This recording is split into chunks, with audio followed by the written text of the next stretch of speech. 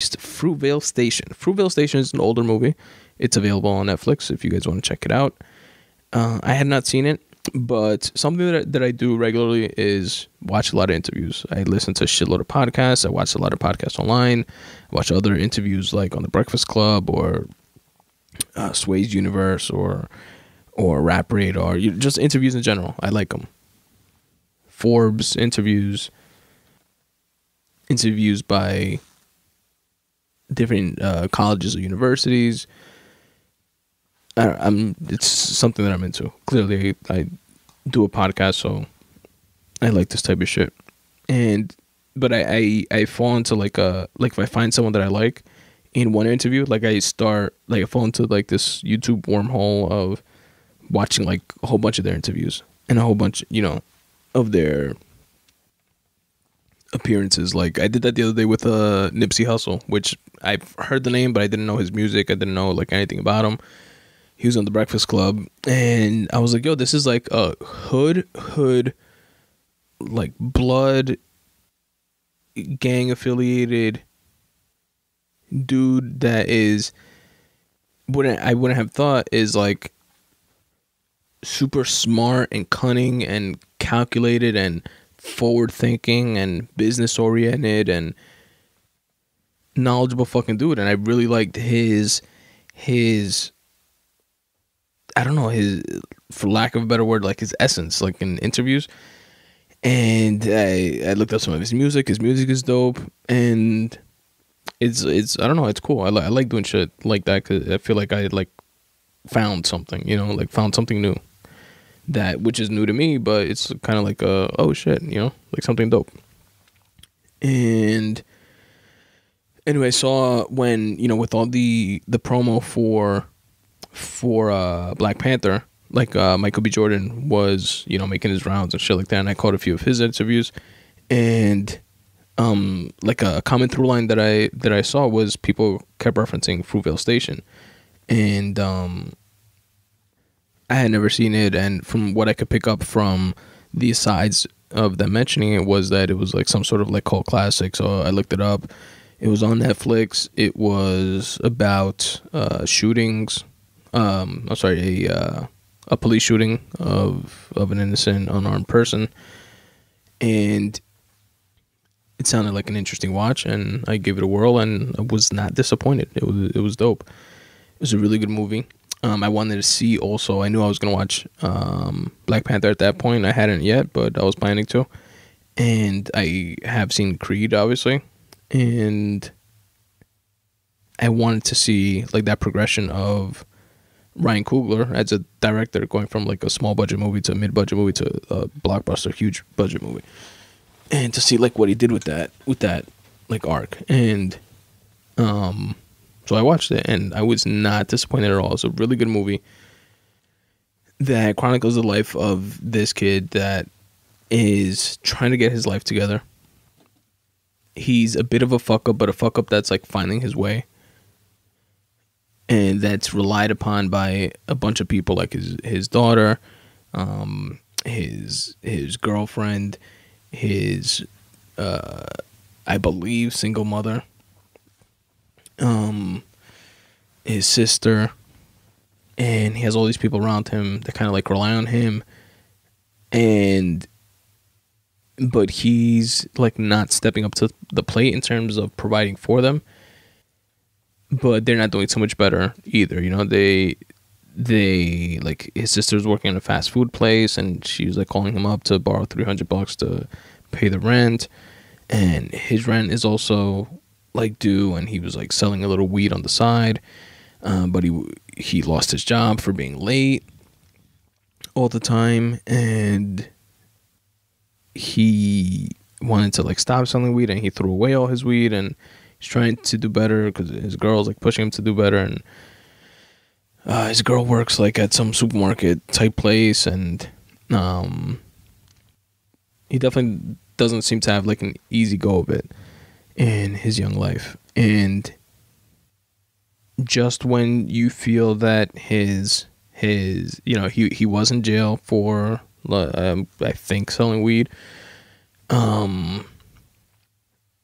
And he's a young dude, he wants to go out and have fun with his friends, but at the same time, transition from this poor, fucked up existence where he doesn't feel like he's getting anywhere, like he's doing anything with his life, to a place where he can feel like he is doing something and is getting somewhere with his life. He just doesn't seem to know how to go about it yet. And he's like on the precipice of it. And long story short, he winds up getting into a fight over an old beef, like on the subway. And this is based on a true story, by the way. This movie, which is also a cool aspect to it. And then he gets pulled off the train, him and a bunch of his friends, by the cops. And he's at the point, like in this movie, where again he's like, you feel like he's on the cusp of like getting his shit together and doing something with his life. And then this incident happens, and the movie shows elements of him having a very bad temper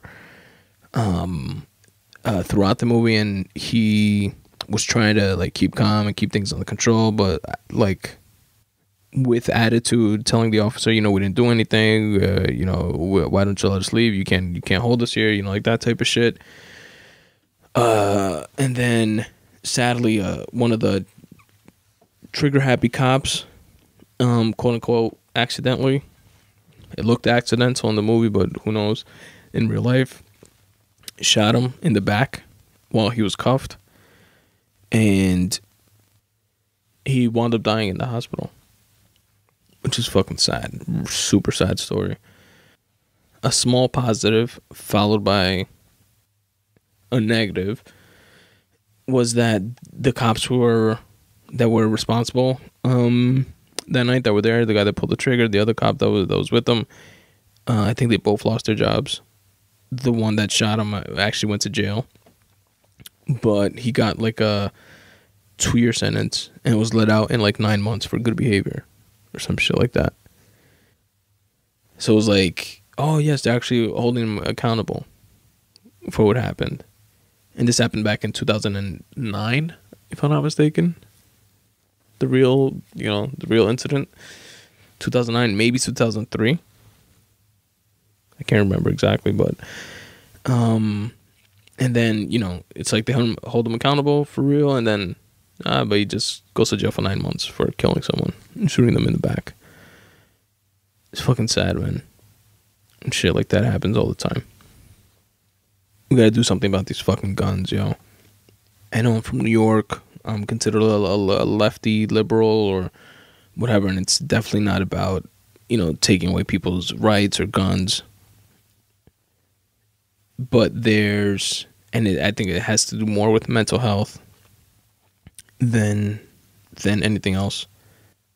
But the availability of guns is absolutely a very large chunk of the equation. We've had upwards of 30 mass shootings in 2018 to date, and it's March. It's the beginning of March. Upwards of 30.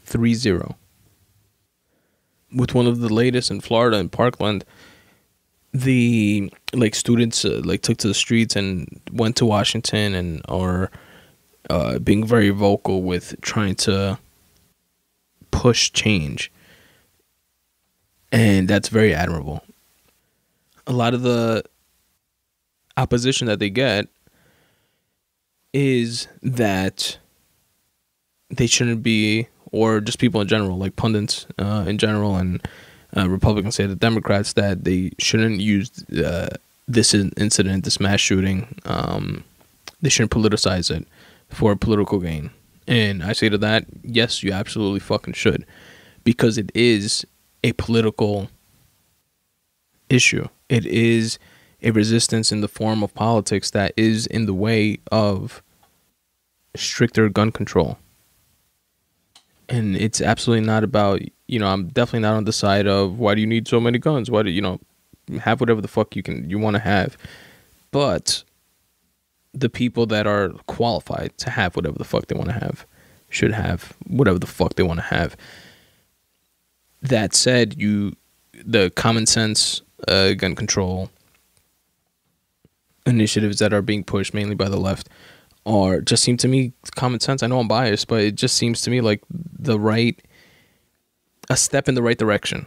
You know, it's not a panacea. It's not going to solve the issue. You know, it is mainly a mental health related issue, which is a whole nother can of worms. But it is a step in the right direction in terms of putting things in place in terms of mandatory wait period of I think it's 3 days or something like that before you purchase a weapon. You know, competency exams, background checks into a person's, you know, personal mental health. Do fucking eye exam. You got to do an eye exam to get a fucking driver's license, right? You know, shit like that. Just something in that direction. And the only reason that opposers say, you know, this is not the time to politicize a mass shooting or whatever for political gain is because they don't want to take steps in that direction.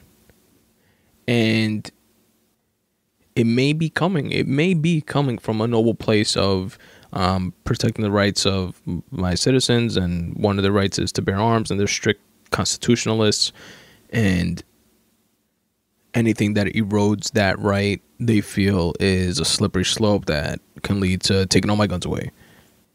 It's like, I can respect the sticking to your guns to a certain point, pun unintended, but everything has a point of diminishing returns. And when lives are being lost at this rate, at this alarming rate, 30 plus mass shootings in less than 3 months, something has to change. I don't think that people should lose their lives for the inability of a culture to compromise.